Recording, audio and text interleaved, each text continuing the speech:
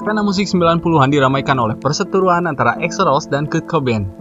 Akibat dari pertikaian mereka, hal itu membuat perdebatan yang lebih besar di antara penggemar musik hair metal dan grunge. Bahkan dampak dari perselisihan mereka pun mengakibatkan banyak orang yang berspekulasi bahwa hal itu membuat genre hair metal meredup di era 90-an. Jadi bagaimanakah kisah selengkapnya? Oke, kita ulas lebih dalam. Axl Rose sebenarnya merupakan salah satu penggemar Nirvana sejak perilisan album Nevermind. Hal ini bisa dilihat di dalam film dokumenter dari video klip Don't Cry ketika dia memakai topi Nirvana berwarna biru. Oleh sebab itu, dia berinisiatif untuk mengajak Nirvana sebagai band pembuka di dalam tur Guns N' Roses bersama Metallica di tahun 1992. Tapi Kurt Cobain menolak ajakan tersebut dengan alasan tidak ingin disandingkan bersama Guns N' Roses. Ada dua alasan dia menolak ajakan tersebut. Yang pertama adalah Kurt Cobain merasa iri terhadap Guns N' Roses, sebab mereka tergabung di dalam label record yang sama, tapi Nirvana ditempatkan ke dalam label record yang lebih kecil. Guns N' Roses berada di dalam naungan Geffen Records, sementara Nirvana berada di dalam anak perusahaan Geffen Records, yaitu DGC Records. Maka hal itu memicu kecemburuan Kurt Cobain yang merasa Nirvana lebih layak ditempatkan di label yang sama. Dan alasan yang kedua, Kurt Cobain tidak ingin disandingkan dengan band mainstream seperti Guns N' Roses. Sebab skena musik Seattle Rock pada saat itu berada di dalam gerakan underground sebagai paham anti-mainstream dan menolak pamor hair metal yang dinilai telah kehilangan idealismenya sebagai anti-patriarki. Axl Rose juga pernah mengundang Kurt Cobain untuk datang ke pesta ulang tahunnya yang ke-30. Tapi dia tidak memenuhi undangan tersebut tanpa ada kejelasan. Dan beberapa saat kemudian, Kurt Cobain berkomentar pedas kepada Guns N' Roses terhadap lagu-lagunya ketika diundang oleh salah satu majalah. Dave Grohl pun angkat suara mengenai perselisihan ini. Menurutnya, Kurt sangat kesal pada Axl Rose karena dia terus-menerus menghubunginya untuk mengajak Nirvana bergabung ke dalam tur, yang mengakibatkan Kurt Cobain merasa sangat terganggu olehnya. Dan tentu saja, semua ajakan yang dilakukan oleh Axl Rose pun tidak dinilai sebagai arti pertemanan. Tapi dia berusaha menyelamatkan pamor hair metal yang mulai tergerus oleh gerakan grunge.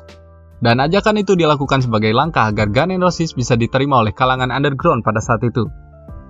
Akhirnya, pertikaian mereka pun memanas ketika Nirvana dan Guns N' Roses dijadwalkan tampil bersama di acara MTV Video Music Award pada tahun 1992. Ketika di belakang panggung, Kurt Cobain sedang menggendong Frances yang ditemani oleh Courtney Love berpapasan dengan Axl Rose dan pacarnya yaitu Stephanie Seymour.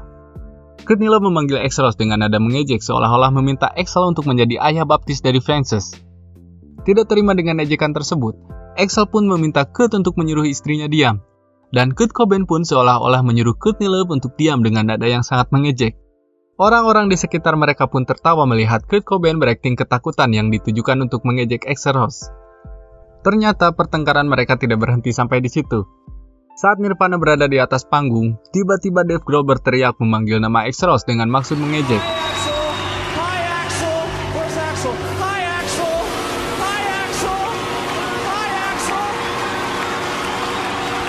Dan pertengkaran kedua band tersebut berlanjut hingga di setiap konser mereka selalu diisi dengan provokasi untuk membenci satu sama lain.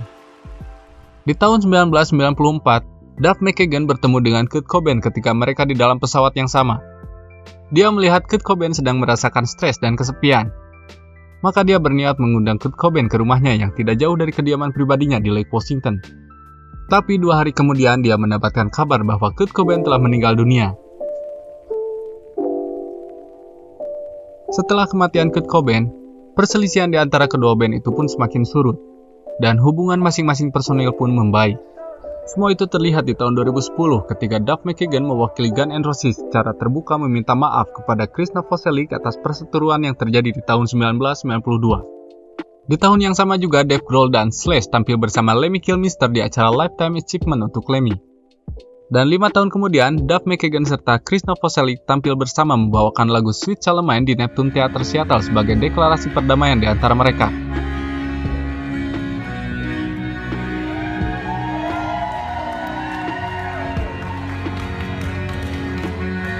Persahabatan mereka pun berlanjut di tahun 2016 ketika Axl Rose mengalami patah kaki. Dave Grohl menjenguknya di rumah sakit dan meminjamkan kursi singgasana yang pernah dia pakai ketika mengalami hal yang sama. Axl Rose pun menyampaikan rasa terima kasihnya melalui Twitter setelah menyelesaikan konsernya.